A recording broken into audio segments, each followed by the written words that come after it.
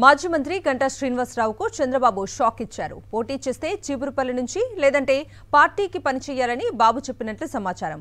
విశాఖ జిల్లాలో సీటు ఇవ్వాలని గంటా కోరగా చీపురుపల్లి నుంచి పోటీ చేయాలని బాబు చెప్పారు. చంద్రబాబు వార్నింగ్తో మాజీ మంత్రి గంటా అసంతృప్తిలో ఉన్నారు.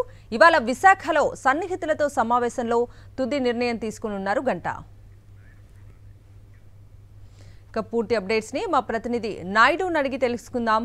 నాయుడు, కవిత, మాజీ మంత్రి గంటా శ్రీనివాసరావు ఈ రోజు కీలక సమావేశం నిర్వహిస్తున్నారు. మధ్యాహ్నం ఆయన అనుచరులతో సమావేశం కానున్నారు. గంటా శ్రీనివాసరావును చీపురుపల్లి నుంచి పోటీ చేయాలని చంద్రబాబు నాయుడు ఆదేశించారు. అయితే గంటా మాత్రము తాను చీపురుపల్లి నుంచి పోటీ చేయలేను, భీమిలి నియోజకవర్గం నుంచి పోటీ చేస్తానని స్పష్టం చేయడం జరిగింది. ఇదే విషయం మీద ఆయన వియ్యంకుడు నారాయణ గంటా శ్రీనివాసరావు నిన్న చంద్రబాబు నాయుడిని తాడేపల్లిలో కలవడం జరిగింది. తన మనసులో మాటను చంద్రబాబు నాయుడు ముందు ఉంచడం జరిగింది. అయితే చంద్రబాబు నాయుడు మాత్రము చేస్తే చీపురుపల్లి నియోజకవర్గం నుంచి పోటీ చేయాలి, లేదంటే పార్టీకే పని చేయాలని కూడా ఆదేశించడం జరిగింది. దీంతో తీవ్ర అసంతృప్తికి గురైన గంటా శ్రీనివాసరావు ఈ రోజు తన అనుచరులతో సమావేశం అవుతున్నారు. రానున్న రోజుల్లో ఎటువంటి నిర్ణయం తీసుకోవాలి, పార్టీలో ఉండాలా లేదంటే పార్టీ చెప్పినట్లు నడుచుకోవాలా అనే దాని మీద గంటా శ్రీనివాసరావు ఈ రోజు తన ముఖ్యమైన అనుచరులతోని చర్చించనున్నారు. అయితే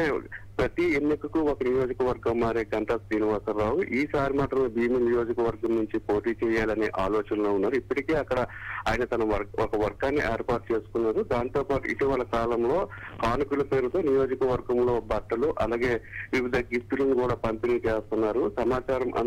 సమాచారం తెలుసుకున్న టీడీపీ అధిష్టానం గంటాను చీపురుపల్లి నుంచే ఖచ్చితంగా పోటీ చేయాల్సి ఉంటుంది, భీమిలిలో గానీ లేదంటే మరొక చోట పోటీ చేయడానికి అవకాశం లేదని స్పష్టం చేయడం జరిగింది. నిన్న ఇదే విషయం మీద గంటా చంద్రబాబును కలిసిన సందర్భంలో కూడా ఇదే విషయాన్ని స్పష్టం చేయడం జరిగింది. దీంతో తీవ్ర అసంతృప్తికి గురైన గంటా శ్రీనివాసరావు ఈ రోజు తన అనుచరులతో సమావేశమే భవిష్యత్తు కార్యాచరణను ప్రకటించనున్నారు. కవిత.